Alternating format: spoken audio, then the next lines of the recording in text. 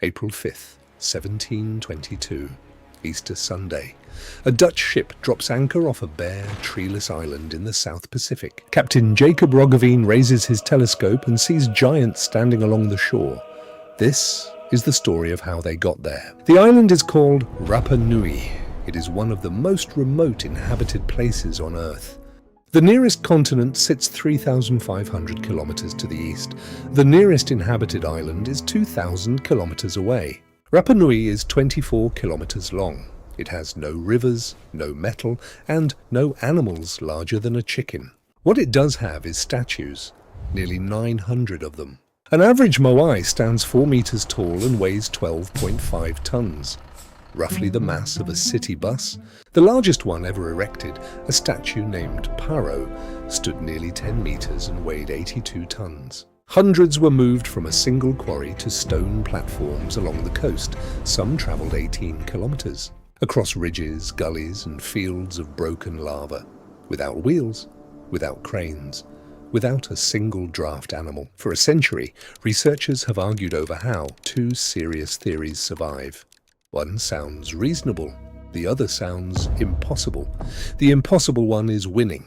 Start with the builders. Around the year 1200, Polynesian voyagers reach Rapa Nui in double-hulled canoes. They navigate by stars, swells, and seabirds. They bring chickens, taro, bananas, and, hidden in the hulls, rats. The island they find is covered in forest, millions of giant palms, some 20 meters tall.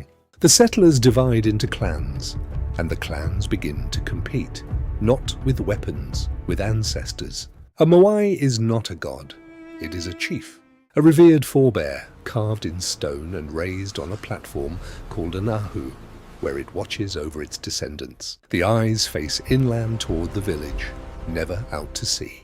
A bigger ancestor means a stronger clan. So, generation by generation, the statues grow.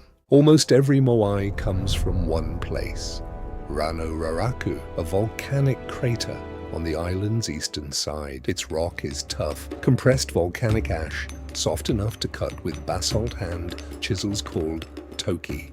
Carvers shape each statue lying on its back, face to the sky, still attached to the mountain by a thin spine of rock.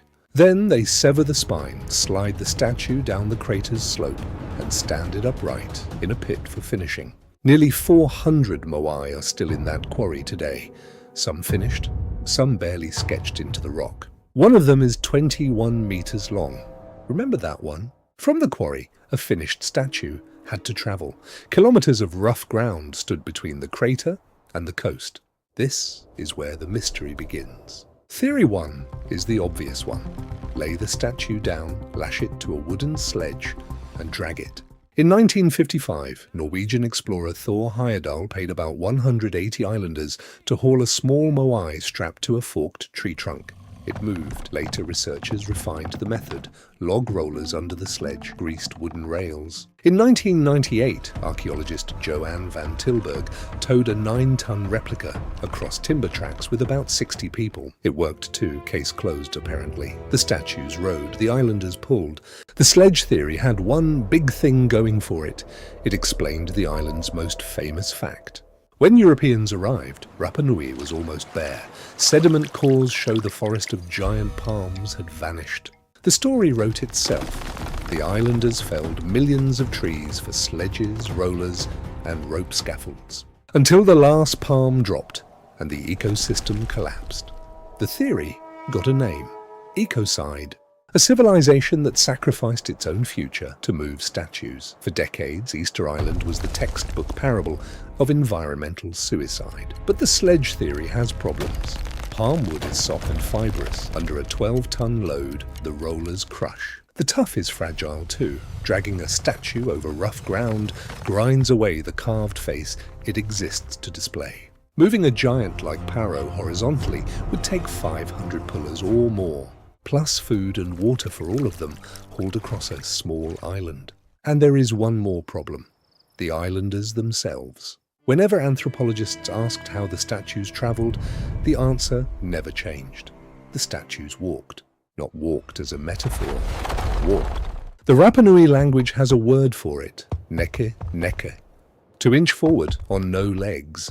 Oral tradition says a chief with divine power, mana, commanded the moai to walk to their platforms. For a century, researchers filed that under folklore. It took an engineer from Czechoslovakia to take it literally. His name is Pavel Pavel. In 1982, he builds a 12-ton concrete replica and shuffles it across a Czech field, using nothing but ropes and a dozen helpers. Thor Heyerdahl sees the footage and invites him to Easter Island. In 1986, on Rapa Nui, Pavel ties 2 ropes around a real moai, one around the head, one around the base. 17 islanders tilt the statue onto one edge, twist it forward, set it down, tilt, twist, set. The statue shuffles ahead like a refrigerator being walked across a kitchen floor. They stop the test early to protect the stone, but everyone watching understands. It works. 26 years later, 2 archaeologists push the idea to its conclusion. Terry Hunt and Carl Lipo spend years mapping the statues abandoned along the island's ancient roads, and they notice something. The road statues are not like the platform statues. They lean forward up to 14 degrees. Their bases are not flat, but beveled, D-shaped, curved like the hull of a boat. Stand one upright, and it wants to tip onto its face. On a sledge, that geometry is pointless. In a walking statue, it is the entire engine.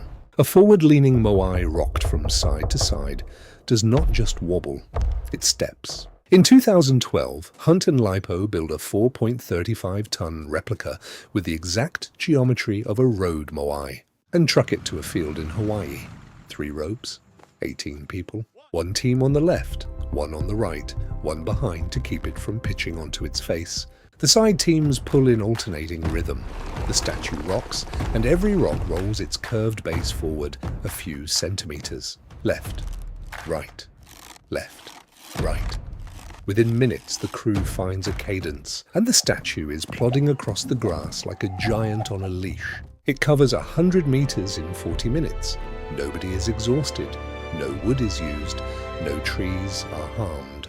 The physical evidence lines up. Statues abandoned on uphill stretches of the old roads lie on their backs. Statues abandoned heading downhill lie face down, exactly how a walking moai would fall.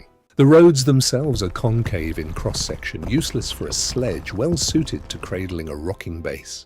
And the statues that completed the journey confirm the pattern in reverse. At the Ahu, their beveled bases were recarved flat, so they could stand straight forever. Only then were the eye sockets cut and the white coral eyes set in place. A moai was not finished until it stopped walking. There is a second act to the transport problem. Dozens of moai wear a pukao, a cylinder of red volcanic scoria balanced on the head like a top knot. The pukao come from a different quarry, Punapau, on the other side of the island. The largest weigh almost 12 tons. A 2018 study concluded they were rolled to the site and then eased up earthen ramps, spun into place on top of statues 10 meters tall. Which means the islanders solved not one impossible logistics problem, but 2, and then repeated the solution hundreds of times. Not everyone is convinced. A 4.35-ton replica on flat ground is one thing. Paro weighed 82 tons and traveled kilometers of broken terrain. One stumble means a dead ancestor, face down in a lava field, and some road statues did break exactly that way. Critics also point out that a rocking statue puts enormous stress on the base edge, and that no full-size moai has ever been walked farther than a few dozen meters. The debate is not settled. But the walking theory did something bigger than explain transport. It broke the island's most famous story. If the statues walked, the islanders never needed millions of logs. The engine of the ecocide parable disappears. And the forest's death has since been rewritten anyway. Excavated palm nuts show gnaw marks. The rats that arrived in the canoes ate the seeds, and the forest stopped reproducing. The people adapted. They mulched fields with volcanic rock to keep moisture in the soil, grew sweet potatoes, and kept carving. There is no archaeological evidence of a great pre-European famine or a population crash. The society that supposedly destroyed itself was still standing statues when the Dutch dropped anchor. Scale it up, and the achievement comes into focus. Almost 300 moai completed the journey from the quarry to a platform.